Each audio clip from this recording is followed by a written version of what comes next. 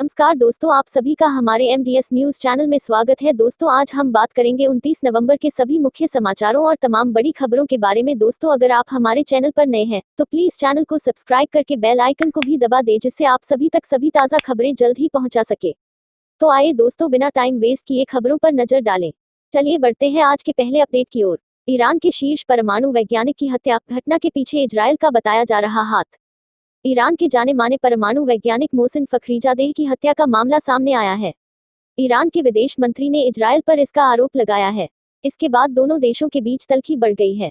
Iran के विदेश मंत्री का कहना है कि हत्या में इजरायल के शामिल होने के सबूत मिले हैं। फखरीजादेह की हत्या में जो शुरुआती जानकारी मिली है, उससे यह साफ हो रहा है कि वैज्ञानिक की हत्या में इजरायल शामिल है। ईरान के विदेश मंत्री ने ट्विटर पर लिखा, आतंकियों ने एक वरिष्ठ ईरानी वैज्ञानिक की हत्या कर दी। इस हत्या से इजरायल की भूमिका का पता चलता है कि इजरायल युद्ध के लिए उतावला है। जावेद का कहना है कि मारे गए वैज्ञानिक का नाम बेंजामिन नेतन्याहू पहले एक कार्यक्रम में ले चुके हैं। स्थानीय रिपोर्ट्स के मुताबिक फखरीजादेह की तेहरान के समीप हत्या कर दी गई। उनके कार पर अज्ञात हमलावरों ने गोलियां चलाईं, जिसके बाद वह घायल हो गए। अस्पताल में इलाज के दौरान उन्होंने दम तोड़ दिया। पेट्रोल और डीजल प्राइस को लेकर महत्वपूर्ण अपडेट। पेट्रोल डीजल प्राइस, लगातार 8वें दिन लगी पेट्रोल डीजल में आग, जानिए आज के रेट। 2 महीने की शांति के बाद पेट्रोल डीजल ने पिछले 8 दिन से तेवर दिखाना शुरू कर दिया। आज पेट्रोल 25 पैसे और डीजल 30 पैसे की बढ़त के साथ शुरू हुआ। सर्दी और कोरोना संकट के दौर में पेट्रोल डीजल की कीमतों में वृद्धि जारी है, इससे आमजन मुश्किल में पड़ गया है। पेट्रोल डीजल आम आदमी की पकड़ से बाहर होता जा रहा। संकट के इस दौर में पेट्रोल डीजल आम आदमी की पकड़ से बाहर होता जा रहा है। एक तरफ तो पिछले 8 दिन में कीमतों में वृद्धि का दौर जारी है, दूसरी तरफ राज्य सरकार भी लॉकडाउन अवधि में 2 बार पेट्रोल और डीजल पर वैट बढ़ा चुकी है। कोरोना संकट के बीच अंतर्राष्ट्रीय बाजार में कच्चे तेल की कीमतों में गिरावट के बाद भी देश और प्रदेश में पेट्रोल डीजल के दाम में वृद्धि का दौर जारी है। पिछले 8 दिनों में जिस तरह से पेट्रोल और डीजल की कीमतों में वृद्धि हो रही है, उससे ऐसा लगता है कि केंद्र सरकार का तेल कंपनियों पर नियंत्रण पूरी तरह समाप्त हो चुका है। चंद्रग्रहण को लेकर बड़ी खबर सामने आई है। चंद्रग्रहण 2020 सोमवार को लगने जा रहा है। इस साल का आखिरी चंद्रग्रहण, जाने सही समय और सूतक काल। इस साल का आखिरी चंद्रग्रहण लूनर इक्लिप्स 2020 सोमवार को लगने जा रहा है। यह चंद्रग्रहण एक उपच्छाया चंद्रग्रहण 2020 है। यह चंद्रग्रहण वृषभ राशि और रोहिणी नक्षत्र में लगेगा। यह चंद्रग्रहण भारत, अमेरिका, प्रशांत महासागर, एशिया और ऑस्ट्रेलिया में दिखाई देगा। उपच्छाया चंद्रग्रहण होने की वजह से इस चंद्रग्रहण में सूतक काल मान्य नहीं होगा। हिंदू धर्म में चंद्रग्रहण एक धार्मिक घटना है, जिसका धार्मिक दृष्टि से विशेष महत्व है। चंद्रग्रहण दोपहर 1:04 पर शुरू होगा और शाम 5:22 पर खत्म होगा। इस चंद्रग्रहण की कुल अवधि 04 घंटे 21 मिनट की होगी। पाकिस्तान टीम के 7 खिलाड़ी कोरोना संक्रमित। 7 पाकिस्तानी क्रिकेटर निकले कोरोना संक्रमित। न्यूजीलैंड सरकार ने कहा, अब नियम तोड़ा तो वापस भेज देंगे। पाकिस्तान क्रिकेट टीम का एक और सदस्य कोरोना वायरस की चपेट में आ गया है। न्यूजीलैंड के स्वास्थ्य मंत्रालय ने इसकी जानकारी दी। न्यूजीलैंड दौरे पर गई पाकिस्तानी दल में अब इस महामारी की चपेट में आने वालों की संख्या कुल 7 हो गई है। मंत्रालय ने कहा कि नियमित टेस्टिंग में पाकिस्तान दल का एक और सदस्य कोरोना पॉजिटिव पाया गया। पाकिस्तानी टीम में कोरोना फैलने के बाद अभ्यास को रद्द करने की मंजूरी दे दी है। पाकिस्तान की टीम 3 T20 और 2 टेस्ट मैच खेलने न्यूजीलैंड दौरे पर गई है। पाकिस्तान का यह दौरा 18 दिसंबर से शुरू होना है। पाकिस्तान क्रिकेट बोर्ड के CEO ने अपनी टीम को चेतावनी देते हुए कहा कि एक और गलती करने पर हमें घर भेज दिया जाएगा। PCB के CEO वसीम खान ने बताया कि न्यूजीलैंड सरकार ने पाकिस्तान टीम को कोविड संबंधित नियमों का पालन करने को लेकर आखिरी चेतावनी दे दी है। न्यूजीलैंड की जीरो टॉलरेंस नीति। खान ने बताया कि पाकिस्तानी क्रिकेटर्स ने 3 से 4 SOP का उल्लंघन किया है। क्रिकइन्फो के अनुसार वसीम खान ने कहा कि उन्होंने अपनी टीम से कहा कि मैंने न्यूजीलैंड सरकार से बात की। उन्होंने हमसे कहा कि 3 से 4 नियमों का उल्लंघन हुआ है। उनकी जीरो टॉलरेंस नीति है। उन्होंने हमें आखिरी चेतावनी दी है। हम समझते हैं कि यह आपके लिए मुश्किल समय है और आप इंग्लैंड में इसी परिस्थिति से गुजरे हैं। चीनी वैज्ञानिकों की ओर से बड़ा बयान सामने आया है। चीनी वैज्ञानिकों का दावा, भारत से दुनिया भर में फैला कोरोना वायरस। Press review. चीनी वैज्ञानिकों के एक दल ने दावा किया है कि कोरोना वायरस पहली बार भारत से होकर दुनिया भर में फैला। नवभारत टाइम्स ने यह खबर ब्रितानी अखबार डेली मेल के हवाले से छापी है।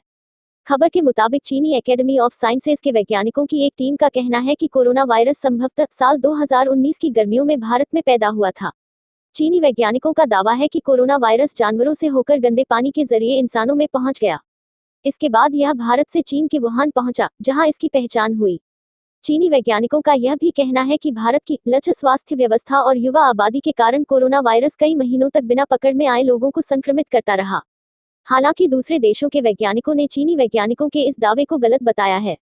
ब्रिटेन की ग्लासगो यूनिवर्सिटी के विशेषज्ञ डेविड रॉबर्टसन ने कहा है कि चीनी वैज्ञानिकों का शोध त्रुटिपूर्ण है और यह कोरोना वायरस के बारे में जानकारी में कोई इजाफा नहीं करता। फिलहाल विश्व स्वास्थ्य संगठन चीन में कोरोना वायरस के स्रोत का पता लगाने की कोशिश कर रहा है। WHO ने भी इसके लिए अपना एक जांच दल चीन भेजा है। कोरोना वायरस संक्रमण का पहला मामला पिछले साल दिसंबर में चीन के वुहान प्रांत में सामने आया था। इसी बीच एक बहुत अच्छी खबर सामने आई है। अब घर होंगे सस्ते, आवास और शहरी विकास मंत्री का बड़ा ऐलान। आवास और शहरी मामलों के मंत्री हरदीप सिंह पुरी ने बिल्डरों से कहा कि वे बिना बिके मकानों को जल्दी बेचने की कोशिश करें। उन्होंने कहा कि आवास की बिक्री को बढ़ावा देने के मद्देनजर वह एक बार फिर राज्य सरकारों को संपत्ति के पंजीकरण पर स्टाम्प शुल्क को कम करने के लिए पत्र लिखेंगे। रियल्टी कंपनियों के एक संघ NAREDCO द्वारा आयोजित डिजिटल सेमिनार को संबोधित करते हुए हरदीप पुरी ने कहा कि सकल रेट को कम किया जाना चाहिए। उन्होंने कहा कि मुझे लगता है अब बिना बिके मकानों को हटाने का समय आ गया है, उन्हें दबाए बैठे नहीं। हरदीप पुरी ने कहा कि ऐसा करने से आर्थिक गतिविधियों में तेजी आएगी और डेवलपर्स को फायदा होगा। उन्होंने कहा कि वित्त मंत्रालय ने हाल ही में आयकर नियमों में ढील दी है। इसके साथ सकल रेट और लेनदेन दरों के बीच का अंतर बढ़कर 20% हो गया है। सकल रेट में कमी के बारे में बात करते हुए हरदीप पुरी ने कहा कि 20% का यह अंतर आर्थिक गतिविधियों को तेज करेगा। आप सभी को अब कदम बढ़ाना चाहिए, उन घरों से छुटकारा पाएं जो अब बेचे नहीं गए थे। हरदीप पुरी ने स्टाम्प ड्यूटी के बारे में कहा कि उन्होंने इस मुद्दे पर मुख्यमंत्रियों को पत्र लिखा है। उन्होंने कहा कि महाराष्ट्र और कर्नाटक सरकारों ने स्टाम्प शुल्क घटा दिया है। प्रारंभिक अनुमान से पता चलता है कि यह कदम अच्छे परिणाम दे रहा है।